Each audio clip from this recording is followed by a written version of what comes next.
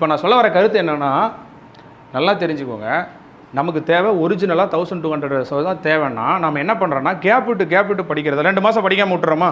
இப்போ பாருங்கள், கால்ஃபர் மே தான ஒன்று என்ன பண்ணிடுறோம், இப்போ இந்த 1 மாதம் சில சப்ஜெக்ட் அப்படியே ஒதுக்கி போட்டுறோம். இப்படி போட்டதால் என்ன ஆகும்னா, நம்ம விட்டு படிக்கிறதால திருப்பி படிக்கும்போது அதிக நேரம் தேவைப்படுது.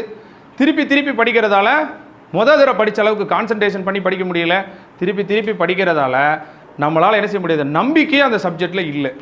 ஃபஸ்ட்டு ஹோப் இல்லை, இதை முடிச்சோன்ற ஒரு திருப்தியே இல்லை. அதாவது திருப்பி படிக்காததால். புரியுதுங்களா? நம்ம எப்படி படிக்கணும்னா ரிப்பீட் ரிவிஷனாக படிக்கணும். ஒரு பாடம் இனி மறக்காதுன்னு சொல்கிற அளவுக்கு மறுபடியும் அதை படிச்சுட்டே இருக்கணும்.